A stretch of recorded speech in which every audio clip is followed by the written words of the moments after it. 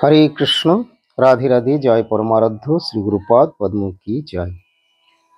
সুপ্রিয় ভক্তবৃন্দ, দর্শক বন্ধু, আজকের আলোচনার প্রারম্ভে সর্বাগ্রে আমি আমার নিত্য জীবনদাতা পরমারাধ্য শ্রী শ্রী গুরুপাদ পদ্মে পুনঃ পুনঃ অসংখ্য সাষ্টাঙ্গ দণ্ডবোধ প্রণতি নিবেদন করি এবং তৎপরে সকল সাধু সন্ত গুরু বৈষ্ণব শ্রীপাদ পদ্মে প্রণতি জানিয়ে আপনাদের সকলকে আমি আমার আন্তরিক প্রীতি শুভেচ্ছা এবং পূজ্য পাদ পদ্মে সশ্রদ্ধ প্রণতি জ্ঞাপন করে সকলের শুভেচ্ছা শুভাশীর্বাদ প্রার্থী হয়ে আজকের আলোচনায় অংশগ্রহণ করছি। আজকে আমরা আলোচনা করব কৃষ্ণ দর্শনের আলোগুরু পত্রিকা থেকে কিছু কথা, যার মধ্যে আমাদের জানানো হয়েছে যে আমরা কিভাবে ভক্তিপথে চলবো, আমাদের কি করা উচিত ইত্যাদি, এই বিষয়ে কিছু কথা আলোচনা করব। আর সেই সাথে গুরুপাদ পদ্মের কৃপা ভিক্ষামুখে মদীয় পরমারাধ্য শ্রী গুরুপাদ পদ্মেরই একটি শ্রদ্ধাঞ্জলি বলুন বা প্রণাম মন্ত্র বলুন, সেটি আমরা আজকে প্রকাশ করব। অনেকেই পরমারাধ্য শ্রী গুরুপাদ পদ্মের এই শ্রদ্ধাঞ্জলি বা তাঁর শ্রীচরণে যে প্রণাম নিবেদন, এটি অনেকেই জানতে চেয়েছেন, এর আগেও আমাকে বারবার অনেকেই বলেছেন। তো যাতে এটা সকলেরই সুবিধা হয়, আমরা সেই জন্যে এই মন্ত্রটি, প্রণাম মন্ত্র বা গুরুপাদ পদ্মের যে স্তব, সেটি আমরা আজকে প্রকাশ করব। তো তার আগে আমরা এই কৃষ্ণ দর্শনে আলোগুরু পত্রিকা, এটি আমাদের আগে কন্টিনিউ বেরোচ্ছিল। এখন কিছুদিন হয়তো একটু আমাদের ঠিকমতো নিয়মে আমরা পেরে উঠছি না, পরবর্তী সময় আবার সেগুলো ঠিক প্রকাশিত হবে। তো পূর্ব প্রকাশ এই পত্রিকা থেকে আমি কয়েকটি কথা, এখানে প্রভুপাদের কথা। প্রভুপাদ বলেছেন যে আমাদের কি প্রয়োজন। দেখুন, এই হচ্ছে প্রভুপাদের লেখা। কি আমাদের প্রয়োজন, কোনটি আমাদের বেশি প্রয়োজন, আমি এখান থেকে পাঠ করছি। এখন বলছেন, হরির স্মৃতি সর্বাপেক্ষা বেশি প্রয়োজন।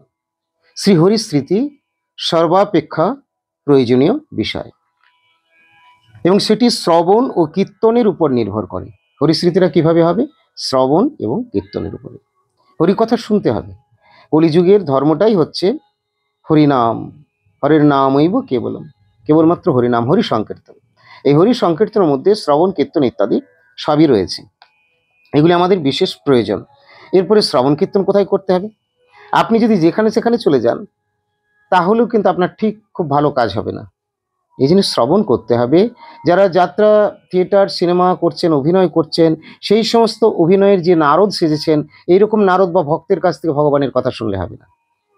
যারা সাজাসাজির মধ্যে নেই, যারা অরিজিনালি প্রভুর সেবাতে আত্মনিয়োগ করেছেন এবং যিনি একেবারে জেনুইন পার্সন, অর্থাৎ পরম্পরা ধারাতে আগত যে মহাজন বা মহাপুরুষ, সেই শ্রী গুরুপাদ পদ্মের শ্রীমুখ থেকে ভগবানের কথা শুনতে হবে। তবে শ্রী গুরুপাদ পদ্মের শ্রীমুখ থেকে মানে অনেকে আবার অর্থ করেন যে তাহলে বোধহয় গুরুনিষ্ঠ বৈষ্ণবের কাছ থেকে শোনা চলবে না। না, এরকম ব্যাখ্যা নয়, এরকম অর্থ নয়, এটা ভুল হচ্ছে। এবং এই ধরনের ব্যাখ্যা বা অর্থ যদি কেউ করেন, নিঃসন্দেহে তিনি অদূর ভবিষ্যতে এইভাবেই যদি চলতে থাকেন, তাহলে অপরাধীর মধ্যে পরিগণিত হবে। মহাপ্রভু এরকম শেখাননি। মহাপ্রভু শিখিয়েছেন তোমরা গুরুর আনুগত্য সেবা করবে, তোমরা ভক্ত বৈষ্ণবদের সেবা করবে। কিন্তু বর্তমান দিনে সবসময় বোঝা যায় না কে বৈষ্ণব কে কি। দেখতেই তো পাচ্ছেন কত ক্ষেত্রে সব গুরুর কার্য করছেন, পাঠ কীর্তন ভাগবত পাঠ এটা সেটা করছেন, বিভিন্নভাবে তাদের প্রচার হয়তো অনলাইনে প্রচুর পরিমাণে বেড়ে গিয়েছে, বেড়ে যাচ্ছে। বিভিন্ন সম্প্রদায় তাদের যে যাই হন না কেন, এবং তারপরে তাদের কি হচ্ছে, কিছুদিন পরে এটা সেটা করে, আমি আর সে সম্বন্ধে কি বলবো, বিশেষ কিছু বলতে চাই না। তো তারা নানা রকম একটা ক্লেচ্ছার মধ্যে জড়িয়ে যাচ্ছেন। কেউ বা জেল হাজতে চলে যাচ্ছেন, কেউ বা আরও কিছু। এখন শুধু নয়, বেশ কিছু আগে আগে আপনারা ঘটনা দেখেছেন, বিভিন্ন মহৎপদ সম্প্রদায়, কেউ বলছে রাম রহিম, কেউ বলছেন আরও কিছু, কেউ এই সমস্ত। তো তার জন্য আমাদের ঠিক জায়গাতে আসতে হবে। আপনি যদি চিট ফান্ডের মধ্যে টাকা জমা দিয়ে দেন, তাহলে তার দায়িত্ব গ্যারান্টি কে নেবে? মানুষ করেছে, অনেক রকম দিয়েছে অনেকেই, এবং সেগুলোতে টাকা দিয়ে কিসব বলে আমরা অতটা জানি না, ওই রোজ ভ্যালি, সারদা টারদা ইত্যাদি, তার ফলে মানুষ গেছে, সর্বশান্ত হয়েছে। কিন্তু যদি এই জমাটা আপনার স্টেট ব্যাংকে থাকে, তাহলে সরকারের দায়িত্ব নেবে। তাহলে আপনাকে এখানে মানে লুজার হতে হতো না, আপনার লস হতো না, আপনি আপনার কিছু হারাবেন না, এখানে আপনি তার চেয়ে আরো বেশিই পাবেন, উইথ ইন্টারেস্ট পেয়ে যাবেন। ঠিক সেই রকম ভাবে এটা আমি একটা দিকদর্শন উদাহরণের জন্য বললাম, যদিও এ জগতের সমস্ত উদাহরণই কখনো কোনো স্থানে ফেল করতে পারে, ব্যতিক্রম রয়েছে। আমি একটা জাস্ট উপমা দিয়ে বোঝানোর চেষ্টা করলাম। ঠিক সেই রকম ভাবে যদি আমরা রাইট সোর্স থেকে, আমরা পরম্পরা ধারা থেকে গুরুপাদ পদ্মের কাছে আসি, তাহলে সচরাচর সে জায়গা থেকে হয়তো লস ক্ষতি হওয়ার সম্ভাবনা সচরাচর কম। সাধারণত সেই জায়গা থেকে আমাদের বঞ্চিত হতে হবে না সাধারণত। এরপরেও শ্রীল প্রভুপাদের উপদেশামৃতে প্রশ্নোত্তর মুখে উত্তর দিয়েছেন যে আমরা এই যে বৈকুণ্ঠের বা ভগবানের সংবাদ বার্তাগুলো কোথায় পাবো। কারণ আমি ইউটিউবে রয়েছে, আপনাদের একটু ক্লিয়ার না করে দিলে অনেকেই হয়তো এর সাথে সাথে আমাকে বলতে পারেন কেন আমি তো কোনো সদ্গুরুর কাছে গিয়েছি বা ওখানে আমি ওখানে বঞ্চিত হয়ে গেলাম বা কিছু। যদি কারো এরকম মনে হয়, সেই প্রশ্নের উত্তরে শ্রীল প্রভুপাদ ভক্তি সিদ্ধান্ত সরস্বতী গোস্বামী ঠাকুর বলছেন, দেখুন বৈকুণ্ঠের বার্তা এনে দেবে আমাদের বৈকুণ্ঠের পিয়ন। এখানে কিন্তু শ্রী গুরুপাদ পূর্ণকে বৈকুণ্ঠের লোক বা পিয়ন বলা হচ্ছে। বৈকুণ্ঠ বস্তু হচ্ছেন কৃষ্ণ ভগবান, বার্তা বাহক হচ্ছেন শ্রী গুরুদেব। এইভাবেই প্রভুপাদ বর্ণন করেছেন। তো এখন সেই বৈকুণ্ঠ পিয়নের উপরে আমাদেরকে বৈকুণ্ঠ বাণীর জন্য নির্ভর করতে হবে, ভগবানের সংবাদের জন্য। আপনি কোনো এরপরে হয়তো কেউ পাল্টা প্রশ্ন করছে, যদি পিয়ন আমাকে না এনে দেয়, একটা উদাহরণ দেওয়া হয়েছে, বাড়িতে যেমন চিঠি পিটি আসে কে এনে দেয়? পিয়নে পৌঁছে দেয়। তো পরক্ষণেই বলছেন যে পিয়ন যদি না এনে দেয়, তার মানে এখানে বৈকুণ্ঠের দূত, বৈকুণ্ঠের বাণী, বার্তাবাহক পিয়ন, ভগবত প্রকাশ বিগ্রহ, এই জায়গাটাতে গুরুপাদ পদ্ম রয়েছেন, এখানে তাকে উদ্দেশ্য করে বলা হচ্ছে। তাই বলছেন তিনি যদি বৈকুণ্ঠের বার্তা আমাদেরকে না দেন, না এনে দেন, তখন প্রভুপাদ উত্তরে বলছেন সত্যিই তো, সেটা বড়ই দুঃখের। যিনি সকলকে এনে দিচ্ছেন, সবারই কল্যাণ করছেন, এবারে যদি বাই চান্স যদি তোমার পক্ষে সেটা প্রাপ্তি নাই ঘটে থাকে তার কাছ থেকে, অর্থাৎ তিনি যদি না দিয়ে থাকেন, তাহলে ইচ্ছে আর দুঃখের কষ্টের কিছু নেই, সেটা বড়ই দুর্দৈব। এই বলে কিন্তু সেখানে মীমাংসা করেছে। অর্থাৎ সবাই যেখানে তার দ্বারা উদ্ধার পাচ্ছে, কৃপা পাচ্ছে, এরপরে আমাকে উদ্ধার করলেন না, কৃপা করলেন না, এরকম যদি তার ভাব হয়, তাহলে প্রভুপাদ বলেন তাহলে আর কি করা যাবে, সেটা তার খুবই দুর্দৈব, তার দুর্দৈব বলেছেন। অর্থাৎ এই ক্ষেত্রে দুর্দৈব এই জন্যই বললেন যে উনি তো সবাইকে কৃপা করছেন, উদ্ধার করছেন, উনি তো না কৃপা করার কথা নয়। এরপরে যদি তুমি তার কৃপা না পাচ্ছ, তাহলে তোমারও হয়তো সেইভাবে আরতি বা প্রার্থনাটা হয়নি, তাই তুমি হয়তো কৃপাটা পাওনি। কিন্তু এখানে প্রভুপাদ আর এটাকে না বুঝিয়ে আক্ষেপ করে বললেন তাহলে তার দুর্দৈব আর কি করা যাবে। এইভাবে আর বেশি বোঝানোর দিকে তিনি যাননি। মানে এই ধরনের একটা শিক্ষা বা জ্ঞানটাও তিনি কিন্তু দিয়ে দিলেন আমাদেরকে, কি না ভগবানের কাছে যে চাইবে সে কিন্তু অবশ্যই পাবে। যে মাং প্রাপ্ত ইচ্ছন্তি প্রাপ্ন বলতে এব নান্যতে, যে পেতে চায় সে পাবেই, অন্যথা হয় না।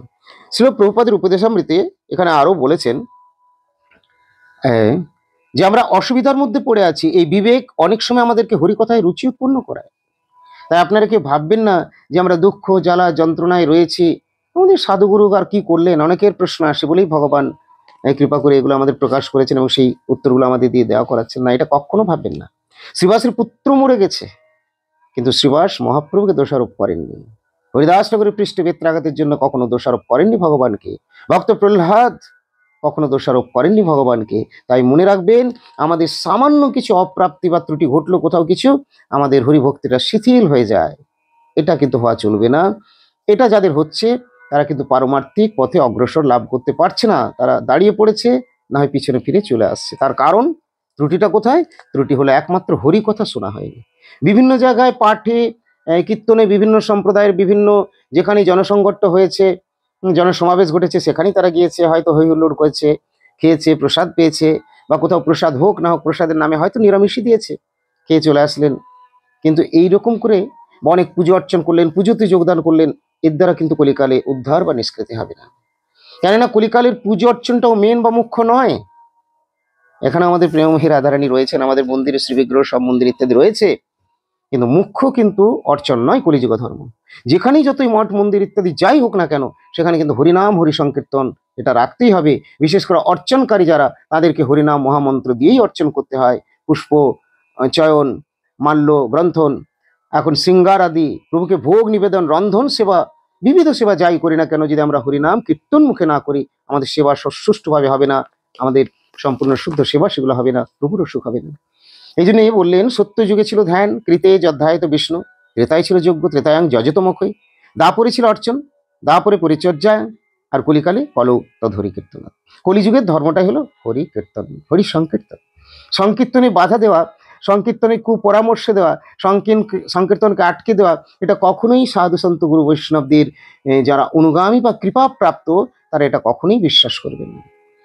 তারা নিত্যানন্দ প্রভুর মতো ওই অঙ্গে রক্ত ঝরলেও তারা কিন্তু হরিনাম হরি কথা বিতরণে কুণ্ঠিত হবেন না, কুণ্ঠাবোধ করবেন না। এই জন্যে তবে তার আগে মোদীয় পরমার্থ শ্রী গুরুপাদ পদ্ম কি বলেন, আগে তুমি সাঁতারটা শেখো, এবং তারপরে আরেকজনকে সাঁতার শেখাতে জলে নামবে, না হলে দুজনেরই মৃত্যু ঘটবে। তাই সাঁতার শিখতে হবে। সাঁতার শেখার অর্থ হলো গুরু গৃহে বা গুরু আনুগত্য থেকে অনুশীলন করা এবং সেইভাবে শিক্ষা নেওয়া। আমরা অনেক সময় দেখি যে যারা পুরাতন অনেক হয়তো রয়েছেন বা সিনিয়র রয়েছেন অনেক বছর থেকে, তারপরে বলা হয় ওর নাকি কিচ্ছু শিক্ষা হয়নি, ওর ভুল হয়েছে, ওর কথা শোনার দরকার নেই অমুক। এগুলো কেন জানেন তো? এগুলো আমাদের মধ্যে কোন্দল, এগুলো অনেকটা পার্টি পলিটিক্সের মতো হয়ে যায়। ওকে উঠতে দেবে না, ওকে নামতে দেবে না, বড় এরকম ব্যাপারটা থাকে। মূলত সব জায়গায় কিন্তু সবাই দোষী নয়। তাই আপনি যদি নিজে ঐকান্তিক হন না, নিজে যদি ঐকান্তিক হন, নিষ্ঠাবান, ভগবান আপনাকে কৃপা করবেন এবং জানিয়ে দেবেন, বুঝিয়ে দেবেন যে কে সঠিক, কার ভেতর ঠিক শুদ্ধ, কোন জনের আপনাকে সঙ্গ করতে হবে। গুরুপাদ পদ্মের সঙ্গ করুন। আর গুরুনিষ্ঠ বৈষ্ণবেরও সঙ্গের আবশ্যকতা রয়েছে। গুরুনিষ্ঠ বৈষ্ণবকে যদি আপনি অবৈষ্ণব মনে করে যদি সরিয়ে দেন, তাহলে পারমার্থিক প্রগতি উন্নতি আপনার হবে না। গুরুকে মানুষ বলে জগৎ প্রমাণ করতে চাইবে, কেননা গুরু অপ্রাকৃত বস্তু। আর গুরুদেবতা তোমার গুরুনিষ্ঠ বৈষ্ণব কিন্তু প্রাকৃত নয়। একটা জড়জাগতিক লোককে সদাচার করিয়ে একাদশী করিয়ে তাকে আশ্রয় আনতে দীক্ষা দিতে কত কালঘাম ছুটে যায়। সাধুগুরু বৈষ্ণবের কত প্রয়াস, কত প্রচেষ্টা। আর যারা ভগবানের কৃপা আকর্ষণে প্রেরণায় এসেছেন, তাদের মধ্যে কিছুই না থাকলে তারা আসবেন কেন? তাই যে যেমন বৈষ্ণব তাদেরকে চিনুন, তাদেরকেও সম্মান করুন। আর গুরুপাদ পদ্মকে প্রভুপাদ এটাও ভাগ করে দিয়েছেন, ব্যাখ্যা করে বলে দিয়েছেন কার কতটা সেবা করতে হবে। মহাভাগবত শ্রী গুরুপাদ পদ্ম এইভাবে ভাগ করেছেন। সেখানে উত্তম ভক্ত 99%, তারপর রেকারিং সিস্টেম এখানে 66%, মধ্যম কনিষ্ঠ যারা রয়েছেন তারা 33%, এমনি একটা স্তর রয়েছে। তো যাই হোক, সর্বপূজ্য শ্রেষ্ঠ হচ্ছেন শ্রী গুরুপাদ গুরুমূলং মিদং সর্বং তস্মাৎ নিত্যং গুরুং ভজে। তাকে দৃঢ় করে ধরুন। বৈষ্ণবদেরও যেখানে যেমন তাদের যথাযথ সম্মান করুন এবং ভগবানের সুদৃঢ় ভক্তি করে কৃষ্ণ ভক্তির পথে এগিয়ে চলুন, গুরু বা আনুগত্যে কৃষ্ণ নাম নিয়ে। এখানে বলছেন যে হরিকথা শ্রবণ করতে করতে কীর্তন স্মরণ হয়। হরিকথা শুনতে হবে, হরিকথা শোনাটাও শুনলেই কিন্তু কীর্তন হবে, স্মরণ হবে। এটা খুব গুরুত্বপূর্ণ। যখনই আমরা হরি কীর্তন করি, সঙ্গে সঙ্গে আমাদের হরি স্মৃতি আসে। হরি কীর্তন ভগবানের কথা বলছি, এই যে আপনারা শ্রবণ করছেন, আমিও তো শুনতে পাচ্ছি। এলে হরি কথা কীর্তনের এত বড় দাম। কিন্তু বর্তমান পরিস্থিতি আমাদের কীর্তনকে গলা টিপে বন্ধ করতে চাইছে, প্রচার বন্ধ করে দিতে চাচ্ছে। বিভিন্ন রকম অজুহাত, বিভিন্ন রকম প্রচার দিয়ে যারা ঐকান্তিক, যারা গুরুদেবতাত্মা, যারা গুরুনিষ্ঠ, তাদেরও সম্বন্ধে আজগুবি কিছু ছড়িয়ে দিয়েও চাচ্ছে কি না প্রচার বন্ধ হয়ে যায়।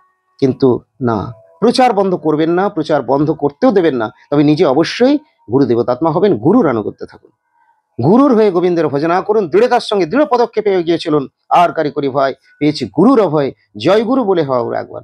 গুরুদেবকে বা গুরুনিষ্ঠ বৈষ্ণবকে লঙ্ঘন করে ভগবান ভগবান করবেন না বা ভগবানের প্রচারে নেমে যাবেন না। গুরু বৈষ্ণবকেই প্রথমে সম্মুখে রাখুন, তাঁদের প্রীতিবিধান করে চলুন।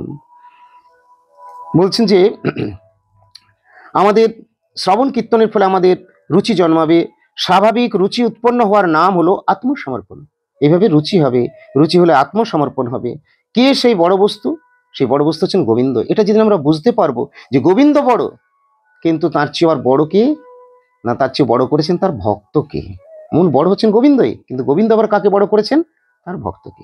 এই জন্যে এক সময়টি শিবজি প্রশ্ন করে শিবজি নিজে উত্তর দিচ্ছেন, দেবীকে বলছেন, পার্বতী দেবীকে, জানো দেবী সবচেয়ে বড় আরাধ্য কে বলতো? সবচেয়ে বড় আরাধ্য হচ্ছেন, শোনো তাহলে, আরাধনানাং সর্বেশাং বিষ্ণুর আরাধনাং পরম তস্মাৎ পরতরং দেবী তদি আনাং সমর্চনম। সবচেয়ে বড় আরাধনাই হচ্ছেন শ্রী বিষ্ণু, শ্রীহরি, সাক্ষাৎ ভগবান। কিন্তু তার চেয়ে আরো বড় আরাধনা হলো তদ ভক্তানাং, তার ভক্তের। কেন? ভগবান নিজেই বলছেন আমি ভক্তের অধীন। ভগবানই সবচেয়ে বড়, তার অধীন সবাই। কিন্তু ভগবান পরক্ষণে বলছেন অহং ভক্ত পরাধীন। এই জন্য ভক্তকে বাদ দিয়ে তিনি কিছু করেন না। তাই ভক্তের আনুগত্য করতে হয়। ভগবত ভক্তের রাজা, ভক্তরাজ হলেন শ্রী গুরুপাদ পদ্ম। তিনি ভক্তরাজ, তিনি বৈষ্ণবরাজ। আমাদের এই জগতে যে বৈষ্ণব আমরা দেখি, সেই বৈষ্ণবদের মধ্যে সর্বশ্রেষ্ঠ হচ্ছেন তিনি, বৈষ্ণবরাজ। এরপরে আবার যে বৈষ্ণবরাজ, আবার তার গুরুদেবী রয়েছেন, এর গুরুদেবী রয়েছেন, এর মধ্যে আমরা দলাদলি করবো, তাহলে আসল বৈষ্ণবরাজ কিনা? এরকম ব্যাপারটা নয়। আমরা যেগুলো সবাই দেখি, আমরা নিজেদের গুরুদেবকে জানবো, তিনি বৈষ্ণবরাজ, তিনি জগৎগুরু ইত্যাদি। তিনি ভগবত অভিন্ন প্রকাশ বিগ্রহ, যদিও তিনি নিজেকে কৃষ্ণদাস বলে থাকেন। তো এই বলে সুন্দর কথাগুলি রয়েছে, এগুলো হচ্ছে ভজনের শিক্ষা। যারা আগ্রহী তারা এই শিক্ষাগুলো নিতে পারবেন। আর অনেক কথা ছিল, তো সেই কথা আমি এখন আসছি না। আমি যেহেতু গুরুপাদের প্রণাম মন্ত্রটা আজকে বলবো বলেছিলাম, কমপ্লিট না করলে সময় তো আমার অতিক্রান্ত হতে চলেছে, তাই প্রণাম মন্ত্রটা আমি বলে দিই। শ্রী গুরুপাদ পদ্মের এই বন্দনা বা প্রণাম মন্ত্র। নমোং বিষ্ণুপাদায় কৃষ্ণপৃষ্ঠায় ভূতলে শ্রীমতে ভক্তি বিজয় শ্রীধর গোস্বামী নীতি নামিনী। নমোং বিষ্ণুপাদায় বনমালী সেবা তত্ত্ব প্রকাশিনী। নমস্তে মধুপান মধুবর্ষণ দিব্য লীলা আস্বাদিনী। এটি প্রত্যহ পাঠ করবেন, প্রত্যুষে সন্ধ্যের সময় বা এছাড়া যখন ইচ্ছে হবে গুরুদেবকে স্মরণ করে এর দ্বারা গুরু কৃপা লাভ হবে।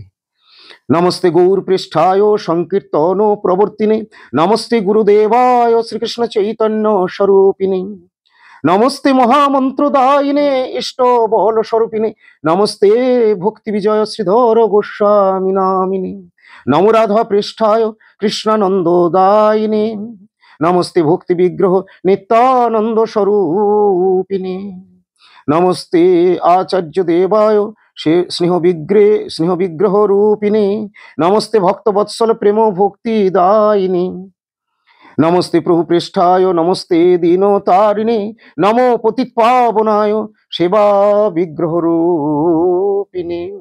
আপনারা স্ক্রিনশট নিয়ে নেবেন।